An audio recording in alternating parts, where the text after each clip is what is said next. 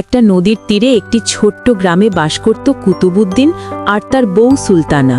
না, এভাবে আর হয় না। সারাদিন মাছ ধরার জন্য বসে থাকতে হয়, তবুও দুটোর বেশি মাছ পাই না।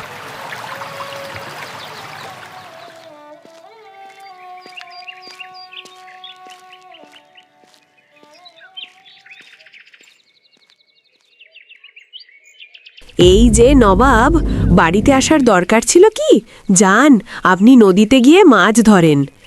বউ বউ, রাগ করছো কেন? আমি তো মনে মনে ভেবেই নিয়েছি, যতদিন না এই চিপে মাছ পাবো ততদিন মাছ ধরা ছাড়বো না। এই বলে দিলাম, কবে আমার রাগ হয়ে যাবে তোমার এই ছিপ নদীতে ফেলে দিব আমি। যত সব। বাবা, মাছ পাও না, কিচ্ছু না, তাহলে সারাদিন নদীর পাড়ে কি করতে বসে থাকো? কাল থেকে আর যাবে না কিন্তু। যাক, মেয়েটা মায়ের থেকে এক ধাপ উপরে আছে। বউ, ঘুম থেকে ওঠার আগেই আমি ছিপটা নিয়ে বের হয়ে যাই, না হলে আজ আর যেতেই দেবে না।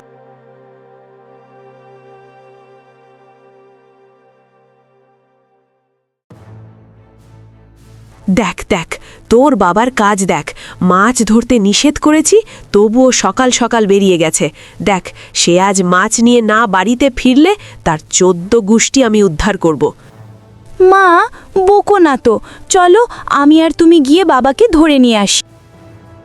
ঠিক বলেছিস, দাঁড়া, কাজগুলো গুছিয়ে নি আর নদীর পাড়ে গিয়ে ছিপটা ভেঙে নদীতে ফেলে আসব।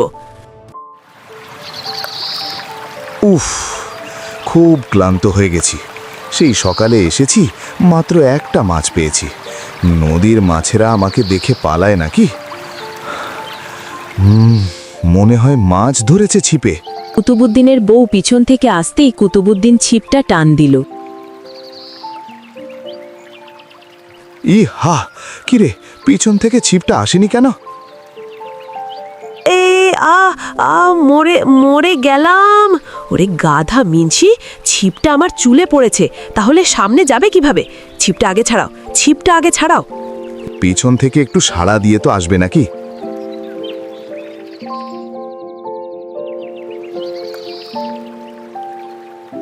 মনে করেছিলাম ছিপ সহ তোমাকেই নদীতে ধাক্কা দিব। চেপে দেখ তো, কতগুলো চুল ছিঁড়ে গেল আমার। দাও, আমাকে ছেড়ে দাও, আমি নদীতে ফেলে দেব। দাঁড়াও বউ, আর মাত্র দুবার ছিপ ফেলবো। যদি মাছ না ওঠে তারপর ছিপটা ফেলে দেব। আচ্ছা বাবা, মনে রাখবে কিন্তু, শুধু দুবার।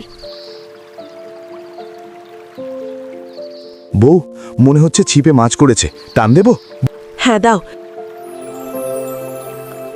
বউ, দেখো কত বড় মাছ পড়েছে।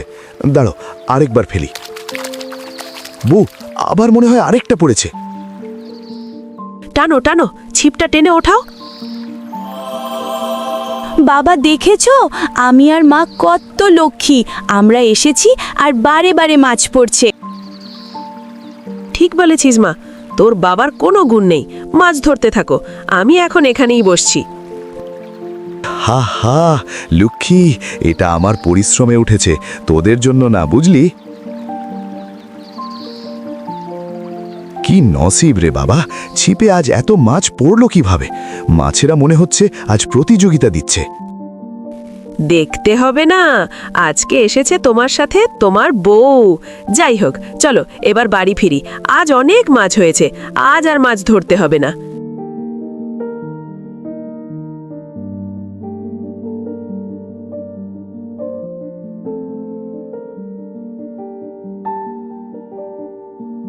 আহা বউ, মাছে কি স্বাদ, মনে হচ্ছে অমৃত খাচ্ছি।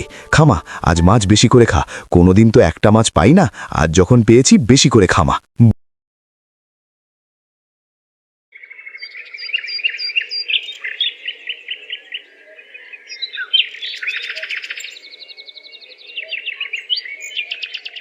পরের দিন সকালে, বউ, আমি তাহলে নদীতে গেলাম, পারলে আবার যেও। না, আজ আর যেতে পারবো না, আজ গরুগুলোকে গোসল করাতে হবে। আচ্ছা ঠিক আছে, আমি গেলাম তাহলে।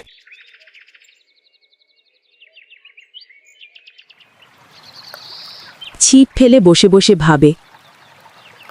কি হলো কিছুই বুঝতে পারলাম না। কালকে বউয়ের মাথার চুল বাঁধা পর্যন্ত মাছ পড়ছে, এখনো মনে হয় ছিপে সেই চুল আছে। হ্যাঁ তো, চুল আছে তো, এত সময় তো মাছ ভালোই পড়ছিল, চুল ছাড়িয়ে দেখি মাছ পড়ে কিনা। চুল ছাড়িয়ে ছিপ নদীতে ফেলল। না, আগে যেরকম মাছ পড়ছিল চুল ছাড়িয়ে একটাও মাছ পড়ছেনি কেন? নিশ্চয়ই এর ভিতর কোনো কারণ আছে। বুঝতে পেরেছি।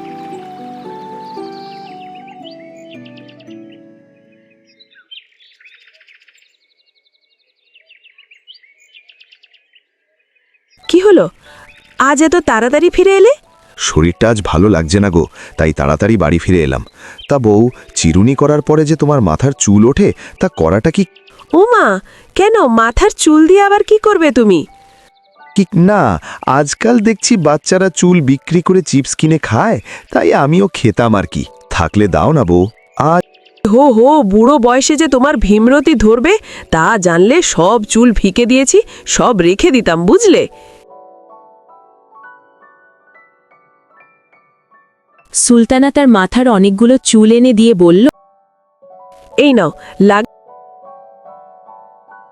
লাগলে আরো পরে দিব, বুঝলে? যাও, এখন আমাকে আর বিরক্ত করো না।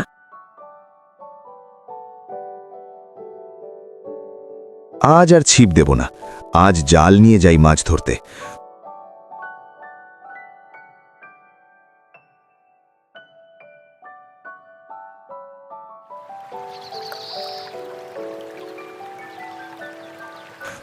দেখি আমি যেটা ভেবেছি সেটা সত্যি নাকি। জাল টেনেই দেখল এত মাছ! ও মা, এবার তো আমি অনেক ধনী হয়ে যাব। তাহলে এই সব ওই চুলের কেরামতি। কি আছে কি ওই চুলে?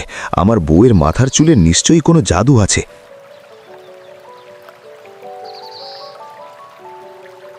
এইভাবেই কুতুবুদ্দিন সুলতানের মাথার চুল নিয়ে প্রতিদিন মাছ ধরে বিক্রি করে অনেক ধনী হয়ে যায়।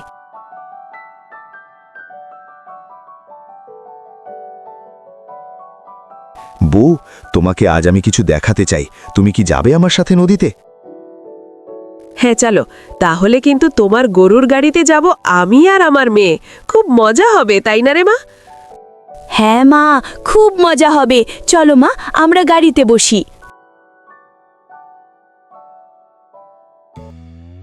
কুতুবুদ্দিন চুল আর জাল নিয়ে আর মেয়েকে নিয়ে গরুর গাড়িতে করে নদীর পাড়ে যায়।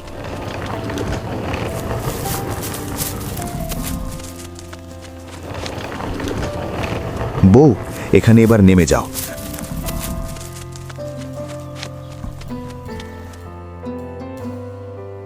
বউ, তুমি কি জানো, আজ আমি বাড়ি গাড়ি যা পেয়েছি আজ তোমার এই চুলের জন্য।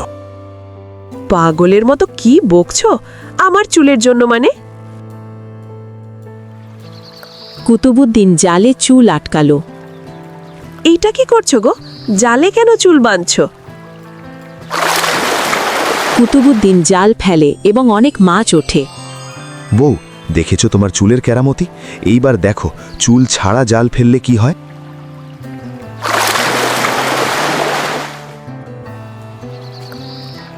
দেখেছো গো বউ, জালে এবার একটাও মাছ পড়েনি। আমি এতদিন তোমাকে কিছুই বলিনি, তবে কি তুমি কিছু বলবে আমায়? তোমার ওই চুলে এমন কি আছে যে ওই চুল দিয়ে মাছ ধরলে আমি এত মাছ পাই? সত্যি? আমি তো কিছুই জানি না, জানলে তো আমি তোমাকে আগেই বলতাম। এমনই সময় নদী থেকে একটা সোনালী মাছ বের হয়ে বলে, আমি জানি তোমার বউয়েরই চুলের রহস্য। জানতে চাও তোমরা? হ্যাঁ হ্যাঁ, অবশ্যই সোনালী মাছ। এই চুলের কি এমন রহস্য যে চুল দিয়ে এত মাছ ধরা যায়? তোমার বউয়ের জন্মের পর থেকে মাথায় কোনো চুল ছিল না, তাই তার বাবা কোনো এক সাধুর কাছে যায়। বাবা, আমার মেয়েটার জন্মের পর থেকেই মাথায় কোনো চুল নেই। আমার মেয়ের মাথায় চুলের ব্যবস্থা করে দিন। ওই নদীর মাছের রানীর কাছ থেকে ঝরা আঁশ চেয়ে আনবি, সেটা দিয়েই তোর মেয়ের চুলের ব্যবস্থা আমি করে দিব।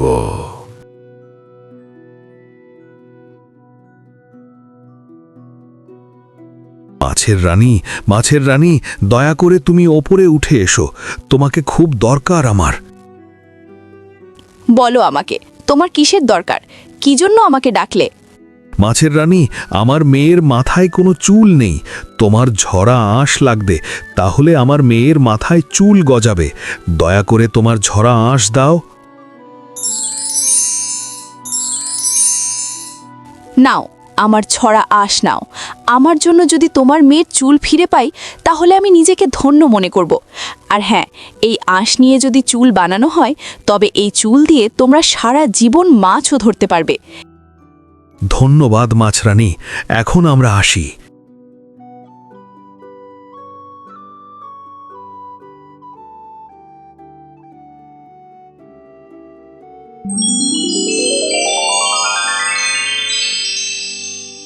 এই হলো এই চুলের রহস্য। আমি তো তখন অনেক ছোটও ছিলাম, বাবাও মারা গেছিল, তাই আমার এই চুলের রহস্য অজানা ছিল। আরও আগে তোমার এই চুলের রস জানলে আমাকে আর সারা দিন ছিফাতে বসে থাকতে হতো না। হয়েছে, চলো এবার বাড়ি ফিরি। সারা জীবন পড়ে আছে চুল দিয়ে মাছ ধরার জন্য। চলো।